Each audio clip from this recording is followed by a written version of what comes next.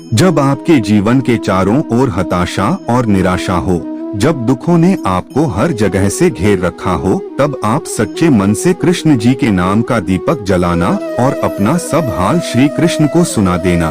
श्री कृष्ण स्वयं आपके सब दुख हरने आएंगे। ईश्वर ने हमारे भाग्य में जो लिखा है उसे हमसे कोई नहीं छीन सकता। लेकिन अगर हमें अपने ईश्वर पर सच्चा भरोसा है तो हमें वो भी मिल सकता है जो हमारे भाग्य में नहीं लिखा हो। इंसान का मुश्किल वक्त उसके लिए एक दर्पण की तरह होता है जो हमारी क्षमताओं का दर्शन हमें करवाता है। वह दिन मत दिखाना कान्हा कि हमें खुद पर गुरूर हो जाए। रखना अपने दिल में इस तरह कि जीवन सफल हो जाए। इस पूरे ब्रह्मांड में ऐसी कोई ताकत नहीं जो इंसान की इच्छाओं की पूर्ति कर, क्योंकि इंसान की इच्छाएं एक समुद्र के समान होती है जिसे कभी भी भरा नहीं जा सकता। जो दूसरों की तकलीफों को समझते हैं, जिनमें दया है, दिल से अच्छे हैं, दोबारा जन्म लेना नहीं पड़ता। अगर कोई मनुष्य हमारे साथ बुरा कर रहा है तो उसे करने दो, यह उसका कर्म है और समय उसके कर्म का फल उसे जरूर देगा। लेकिन हमें कभी भी किसी के साथ बुरा नहीं करना चाहिए, क्योंकि यही हमारा धर्म। दुष्ट लोग अगर समझाने मात्र से समझ जाते तो यकीन मानो महाभारत कभी ना होता। श्री कृष्ण कभी भी हमारा हाल नहीं पूछते, पर वो हमारी सब खबर रखते हैं। श्री कृष्ण अपने सच्चे भक्तों पे हर घड़ी नजर रखते हैं। जो हुआ वह अच्छा हुआ, जो हो रहा है वह अच्छा हो रहा है, जो होगा वह भी अच्छा ही होगा। तुम भूत का पश्चाताप न करो, भविष्य की चिंता न करो, वर्तमान में जियो। अगर आप जीवन में असफल होते हैं तो आपको दोबारा प्रयास करने में कभी नहीं घबराना चाहिए, क्योंकि जब आप दोबारा प्रयास करते हैं तो आपकी शुरुआत सुनने से नहीं बल्कि आपके अनुभव से होती है। जिंदगी में सदैव अवसरों का आनंद लेना चाहिए, लेकिन किसी के भरोसे को तोड़कर नहीं। इस संसार में मनुष्य किसी भी रूप में बड़ा नहीं होता, बल्कि मनुष्य के पीछे जो ताकत खड़ी होती है वो ज्यादा बड़ी होती है। मनुष्य अपने सच्चे हृदय से जो दान दे सकता है वह अपने हाथों से नहीं दे, और मौन रहकर हम जो कह सकते हैं वह हम अपने शब्दों से नहीं कह सकते। अंत काल में जो मनुष्य मेरा स्मरण करते हुए त्याग करता है वह मेरी शरण में आता है। इसलिए मनुष्य को चाहिए कि अंत काल में मेरा चिंतन करें। जिस व्यक्ति के पास संतुष्टि नहीं से कितना भी मिल जाए वह असंतुष्ट ही रहेगा। श्री कृष्ण जी कहते हैं, जिस व्यक्ति को आपकी कद्र नहीं उसके साथ खड़े रहने से अच्छा है आप अकेले रहे। यदि आप किसी के साथ मित्रता नहीं कर सकते हैं तो उसके साथ शत्रुता भी नहीं करना चाहिए। तुम उसके लिए शोक करते हो जो शोक करने के योग्य नहीं है। बुद्धिमान व्यक्ति ना जीवित और ना ही मृत व्यक्ति के लिए शोक करते हैं। मनुष्य का जीवन केवल उसके कर्मों पर चलता है।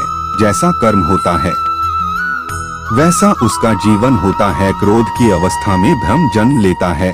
भ्रम बुद्धि को नष्ट कर देती है। बुद्धि के नष्ट होते ही व्यक्ति का पतन हो जाता। प्यार और तकदीर कभी साथ नहीं चलते, क्योंकि जो तकदीर में होते हैं उनसे कभी प्यार नहीं होता, और जिससे हमें प्यार हो जाता है वह तकदीर में नहीं होता। खाली हाथ आए खाली हाथ वापस चले जाओगे।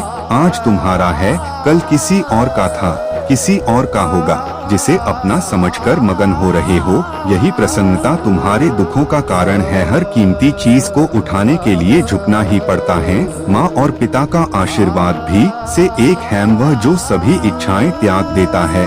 मैं और मेरा की लालसा तथा भावना से मुक्त हो जाता है, उसे शांति प्राप्त होती है। अगर व्यक्ति शिक्षा से पहले संस्कार, व्यापार से पहले व्यवहार और भगवान से पहले माता पिता को पहचान ले तो जिंदगी में कभी कोई कठिनाई नहीं आएगी। फल की अभिलाषा छोड़कर कर्म करने वाला पुरुष ही अपने जीवन को सफल बनाता है। स्वार्थ से रिश्ते बनाने की कितनी भी कोशिश करें वो कभी नहीं बनते हैं, और प्रेम से बने रिश्तों को कितना भी तोड़ने की कोशिश करें वो कभी नहीं टूटते। जीवन में समय चाहे जैसा भी हो, परिवार के साथ रहो। सुख हो तो बढ़ जाता है और दुख हो तो बट जाता है। जब आप प्रभु के साथ जुड़ जाओगे तो आपकी परीक्षा आरंभ हो जाएगी। कुछ लोग इसे दुख समझते हैं तो कुछ लोग प्रभु की कृपा बुरे कर्म करने नहीं पड़ते हो जाते हैं। और अच्छे कर्म होते नहीं करने पड़ते हैं। अहंकार मत कर किसी को कुछ भी। क्या पता तू दे रहा है या पिछले जन्म का कर्जा चुका रहा है। प्रेम और आस्था दोनों पर किसी का जोर नहीं।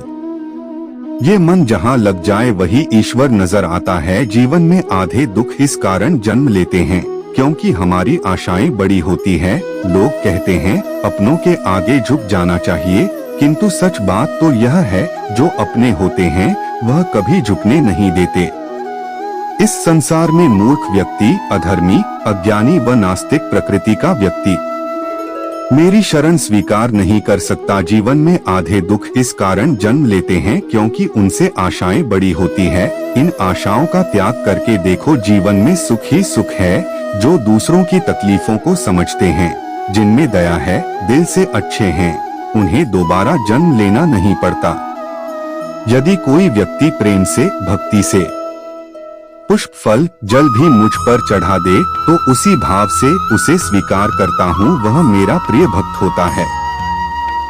मन की गतिविधियों, होश, श्वास और भावनाओं के माध्यम से भगवान की शक्ति सदा तुम्हारे साथ है और लगातार तुम्हें बस एक साधन की तरह प्रयोग कर सके सभी कार्य कर रही है। आत्मा न तो जन्म लेती है, न कभी मरती है और न ही इसे कभी जलाया जा सकता है, न ही पानी से गीला किया जा सकता है। आत्मा अमर और अविनाशी है। अंत काल में जो मनुष्य मेरा स्मरण करते हुए देह त्याग करता है वह मेरी शरण में आता है।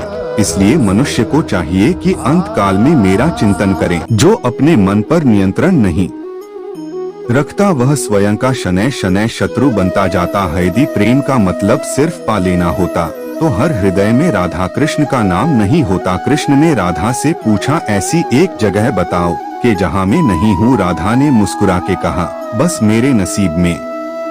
प्रेम का अर्थ विवाह करना नहीं होता बल्कि पूरी निष्ठा के साथ समर्पण करना होता है।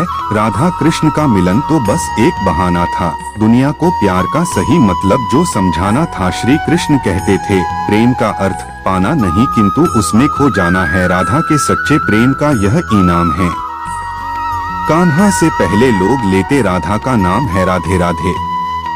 इंसान के परिचय की शुरुआत भले ही उसके चेहरे से होती होगी, लेकिन उसकी संपूर्ण पहचान तो वाणी से ही होती है। हर एक चीज तब तक सुंदर है जब तक आप उससे प्रेम करते हो। अधूरी कहानी पर खामोश लबों का पहरा है, चोट रूह की है, इसलिए दर्द जरा गहरा है। एक तरफ सावले कृष्ण, दूसरी तरफ राधिका गोरी, जैसे एक दूसरे से मिल गए हों चांद चकोरी। किसी का अच्छा इसलिए ना करो कि बदले में आपको अच्छा मिले, किसी का अच्छा इसलिए करो कि आपकी अच्छाई से किसी को डोट ढेर सारी खुशियाँ मिले। राधा ने श्री कृष्णा से पूछा, प्यार का असली मतलब क्या होता है?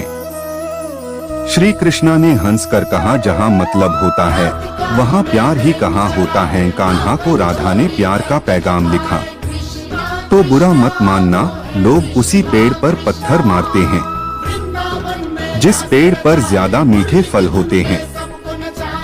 सेहत के लिए योग और किसी की जरूरत पर सहयोग, दोनों से ही जीवन बदलता है। जो हुआ वह अच्छा हुआ, जो हो रहा है वह अच्छा हो रहा है, जो होगा वह भी अच्छा ही होगा।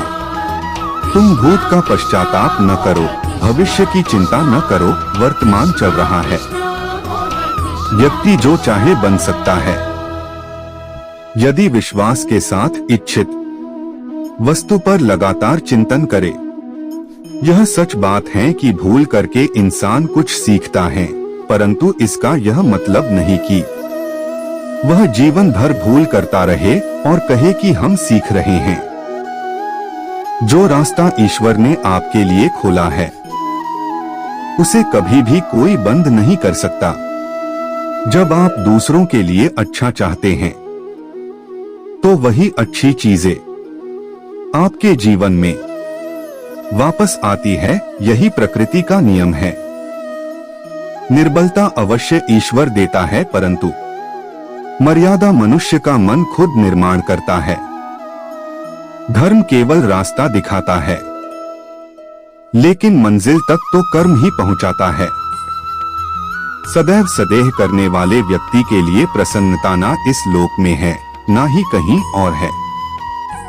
इंसान के परिचय की शुरुआत भले ही उसके चेहरे से होती होगी, लेकिन उसकी पूरे खत में सिर्फ कान्हा कान्हा नाम लिखा हर शाम हर किसी के लिए सुहानी नहीं होती।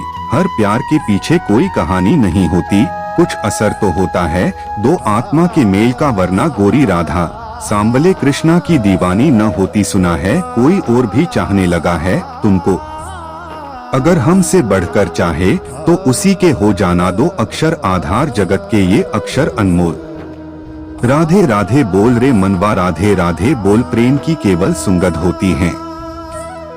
व्याख्या, विज्ञापन या स्पष्टीकरण नहीं। प्रेम परीक्षा नहीं लेता है, बल्कि प्रेम तो प्रतीक्षा करता है। प्रेम का मतलब कोई रिश्ता या संबंध बन जाना नहीं, प्रेम का तो मतलब है कण कण में बिखर कर आनंदित हो जाना। की ख्वाब था जो अब सच्चा लगने लगा है, कि मोहब्बत है या कुछ और। तेरे आने के बाद अब सब कुछ अच्छा लगने लगा है। मुझे कौन जानता था तेरी बंदगी से पहले, मुझे रास आ गया है तेरे दर पे सर झुकाना। जय श्री कृष्णा। आपको कहानी कैसी लगी सब्सक्राइब कर जा